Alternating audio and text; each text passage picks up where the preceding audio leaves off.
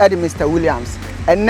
project Kesia Elkoso na Eyemia Minia, CEO of Dabo Soccer Academy, Yaw Dabo. In fact, and Emenia GA because me kai say or share sadi we ase and as unya dream say obey Yaw Dabo Soccer Academy or catch me and I'm kai say hey bra adwuma person dey tun so betimi aye because enye easy say wo kofa enkrofo ene wan kasa wo to aduane adi kura wo mawe mu no enye easy ano odene na wo kofa enkrofo edom abegu baabi ahwe omo me catch say bra wo yo so betimi o say wili meye nyame o ka me ho nti meye ene mani agi bebre sema be piem ewo nyinanyini na eya asase ye gina su eye 4 acres eye after Yaw Dabo wabeji say Yaw Dabo Soccer Academy aha ena mu be ye mu bibia obeye pitch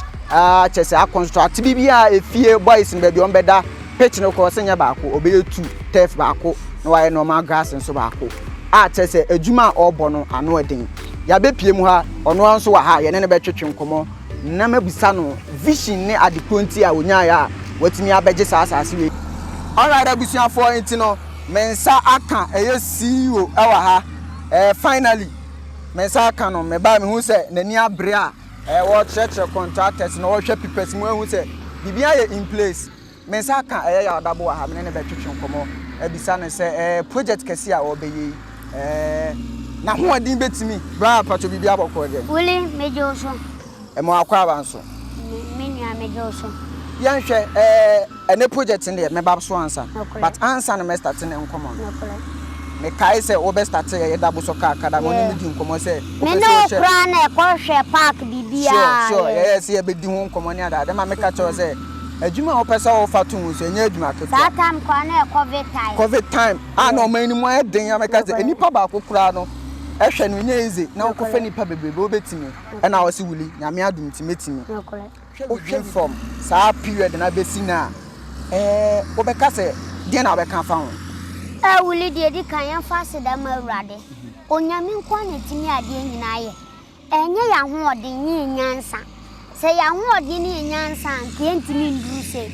da bia me ka se onyame o ma de obedi a o ma de nchen intino me start ade no difficult you know covid time I start ade ye sha se ye pe park ye pe dan ye hu adwuma enye easy but nyame ama ya de mu ahoden de bem ka se nyame wo soma wa ekwan no emu beden ebedu baby wo bambebu but onyame no so eyo no ankasa na ahyaw na nya wa adwene enye bibia ono abema mu ahoden me start academy my face challenges bebele but nyame adom enkakra ene ma epeke nyame kwa wa ye wie me de me gidi se nyame wa ye den wa ye wie because said me start here ni de enemi hu na so onyame wa ye wie o start academy ya fan said in favor yemfie miensama na ewe 3 years 3 years man ewe December ni anya 3 years yen we sa 3 years no the achievement a watimi achieve we say wo team bass a say timi convey nkra no ko ba bia na wasa abeja asase kakaka say wo da dwene hu say within 3 years no betimi anya sa ne ma we nyina wuli menua no da bia me ka say ye kasika ehye botuma na da bang dia ka sa dwuma we kura yenye but ye hwe yasi do fudua pa no ene epia no mo na wo ye dwuma pa na abeso aba amonya so ayeden edi obi enu odua ba onya so aduane nyede endi onya dua ba nkwa de a na nyame to supagu so a ebeso amuadi so me huni se adwuma na meye no nyame gusu trema ahim intiminim se eye den a nyame be hwe no wonu mu nyame nua ye hwe adwuma bia no challenges wom te se de na wo ka no eduma bia nka wabemu ye abu se adwuma ma be fe ye so mi jai kwa na me fa misika nya bibi fofo bibi sa ato pen esi ewo etoda bia on sa pressure o plus be 35 ebu 30 ebu ana so ate kakra enye ize o mu didi anopa wie nwumle wili challenges ne so Uchia we kesika, mikita we kesenkwa be 7. Amichia wo mka. Nanse kura timba se be kan ho. O service wo yo. O tofu e. Fuel every week be am timi tofu more than 1,000 Ghana cedis. Fuel no kwa. Fuel nkwa. Because yeni park iti aje ko rent park. O park kura boss bo kura ye ko rent. What I say? Ye ko bo match ya. Ni akọ rent park ni aboso. What I say? Enye konkoli ni e train o park ni so a. Enka ni nyina no ye be rent. So enye easy e de maye. But one time bi na me told them hey into one pana asha me pass me titima say man me who for me say no one makra ba akoye osemenja nyame de wa hyeyensa nyame na aka se boayen ti nyame de wa hyeyensa me told them say mate ebeye satamumpo na me nyanton me nkora no Philipsian Nema Godfredo Usu ena me mefide bani oflachena controller sankra me ensano ena enam homso a ema yedinya timbas ene sa ne mani nyina ha enti no satam kwa na wo munyankoe but na ya wa rehemu ani da so se onyame atiase eye denya nyame be hye no wan. So far what on kwase? Oh, so far mama bi ko ebuwa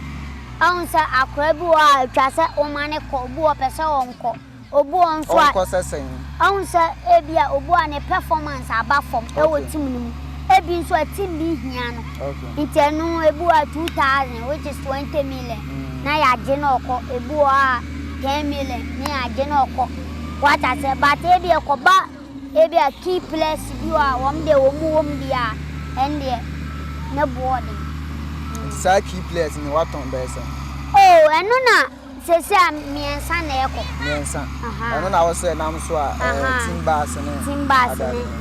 ne yan asasi obi anka sokoban na watena na tinu nso okonkoli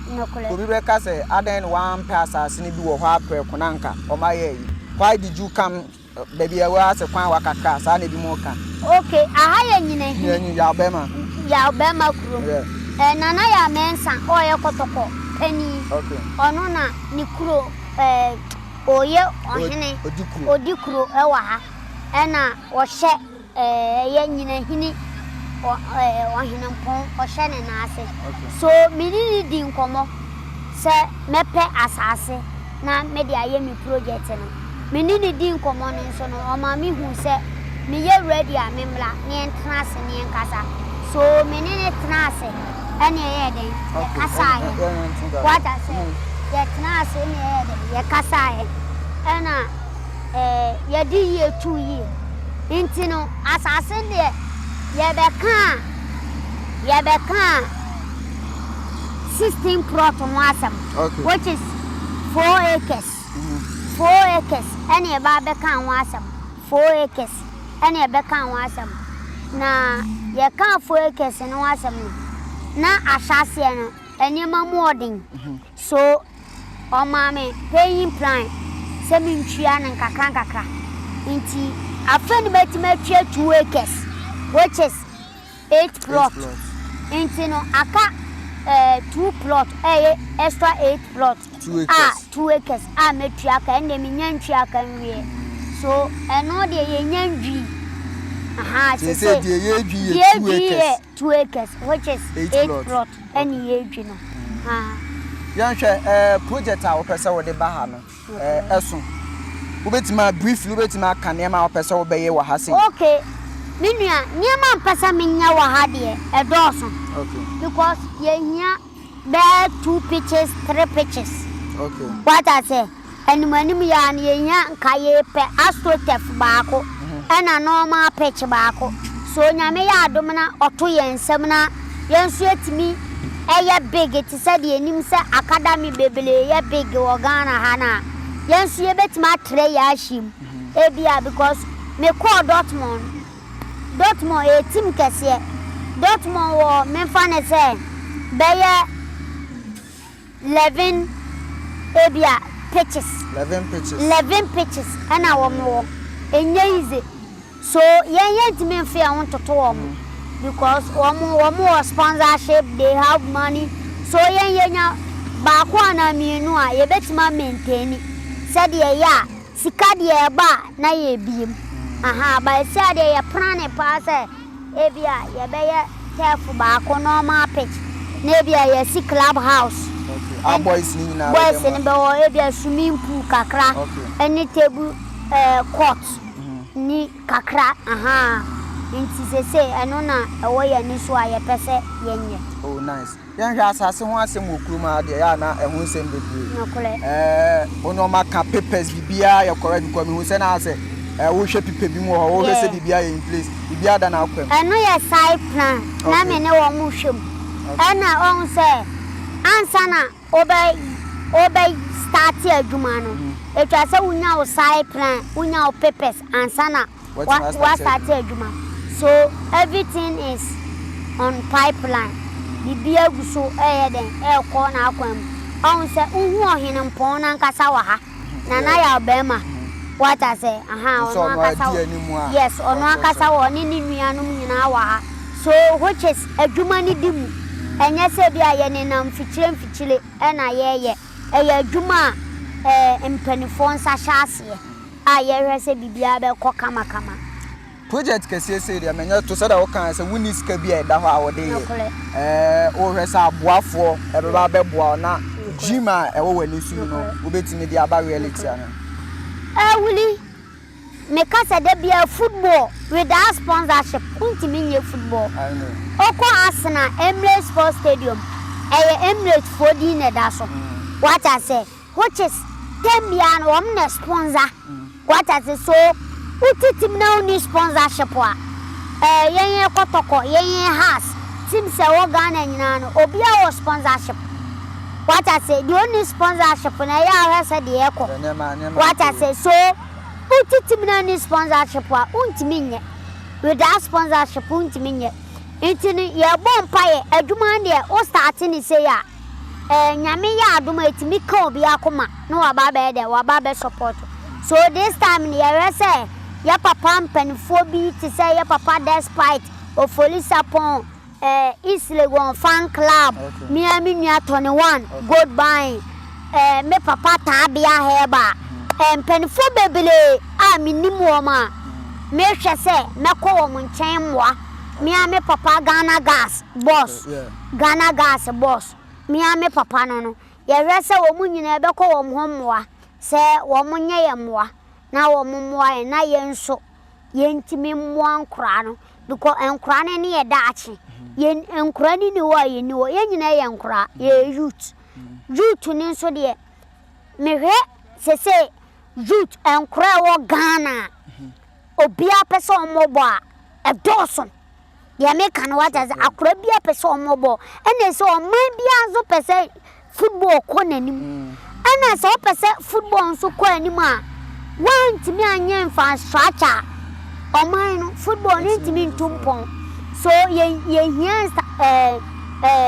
pitches eniama be ma football no akoyie me no ka say obi obefro bia dabo mi wo player obi obefro bia dabo mi wo player obi apese ode ne baba because Dabo Soccer Academy is free. Say de ye free or mine ho any timamfo no any kia papa no ya mame no wo me wa blochile companies NGO for say wo momla me ye moa na ye ntimi build bibi man kra no because ye pese ye build e bia be 5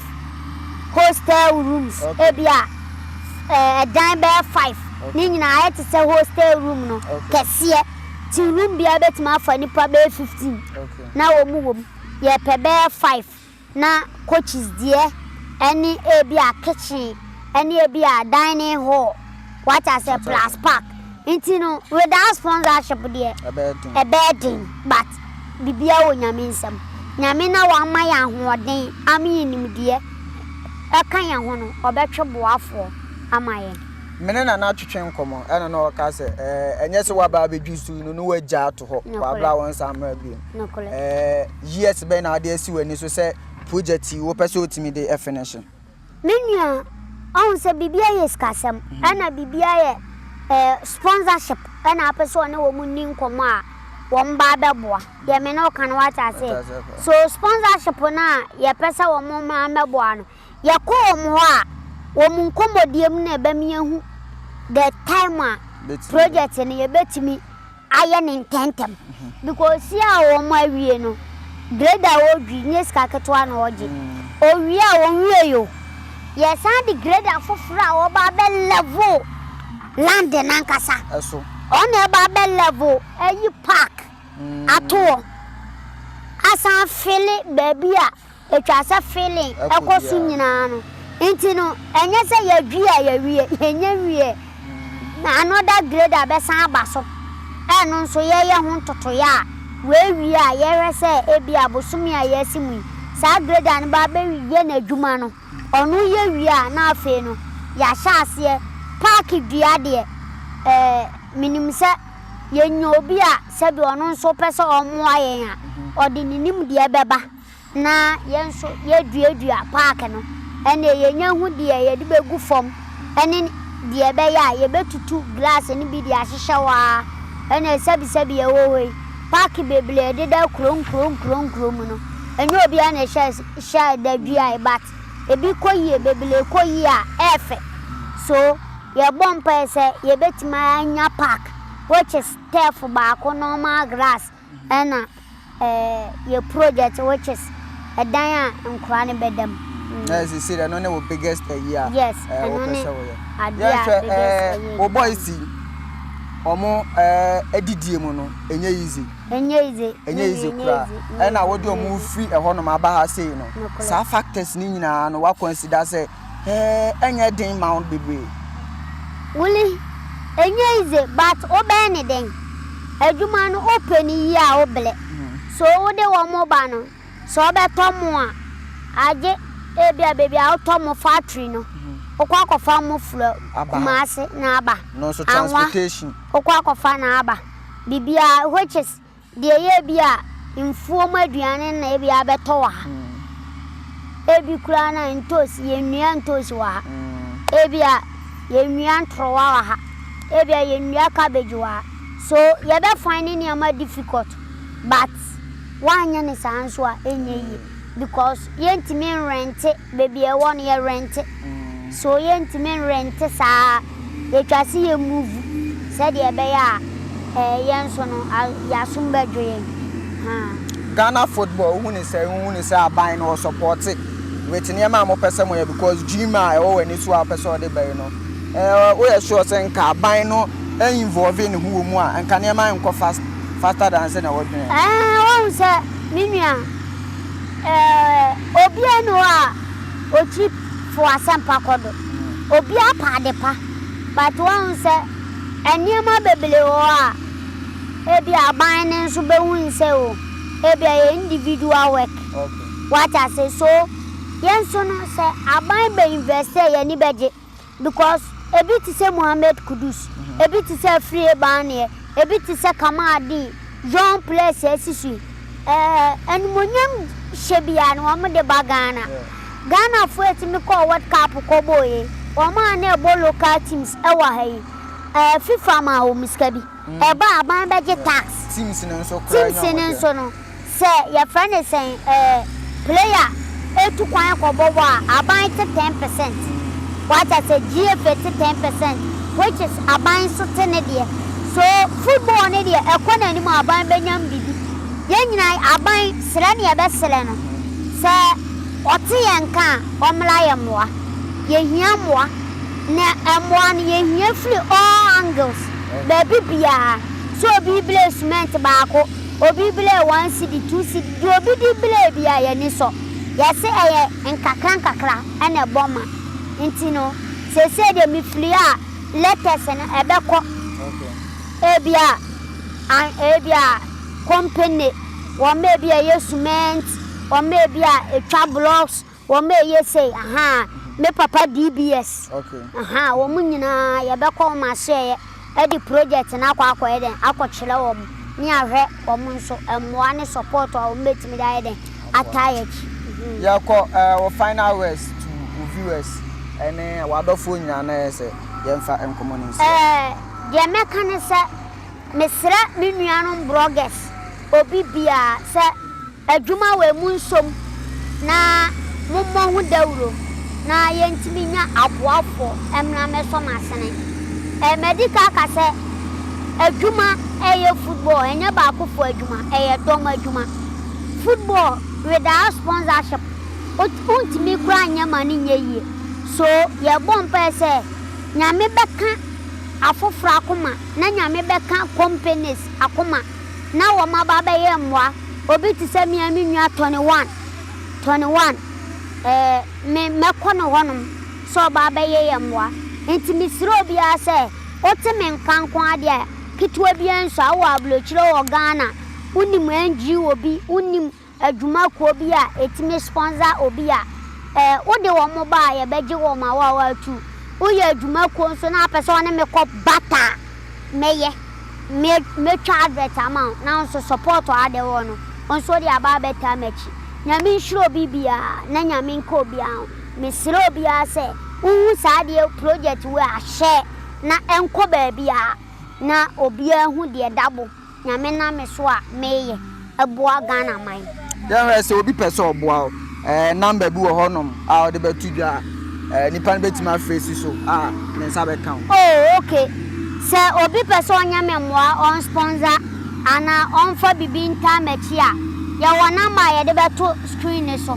ye de beto screen ne so so o hwe video na betima fa na wafre na ye ne wadi nkomo ntin mesre wenye me de me player ba we ye for sponsorship se adwuma ni koyi a udu player ba enyehu because man am ye mwa no nti so udu player ba ni nyina ni so ni mbobo ye be so ni mu koda bo soka academy ye hia talent obi oni mbobo na obre ne ho ase se ye be pushi miami nuanu footballers miami ba free ba ne miami minua Kudus Thomas Partey players amoye me nan fofo nyina no Emmanuel Boatin blaster players in there more amatenum me fanse more wo mu nyina aye me nan fofo a me ne wo mu di agro ne wo mu kasa so ye be hia se mu nyina ba beta ya chi munim se de football na tie emu odin fa so na me shiro bibia na nyame nko bibia ho video ya share no obi anya bi na de kana koma no o meta ya chi na me shiro bibia enti no hu video ya share na se o hwa adwuma eda so koso caterpillar na eda so edu asase no no correct no correct adwuma de na asase no so suye ma omo 360 na omo hu ye ba ye no na se nwura nko a na na wo so bat efiti anopa na caterpillar ya bo adwuma a chese enye ize ni nyina yeska enti ye besre adofo nyina wa wani gisa project we hu na opese wo beboa eye Yaw Dabo Adwenkesie no we welcome numbers na egu screen na se no betimi afa wo fa ye beje wo so fefefe ye da wase se wo je mre ehwe ye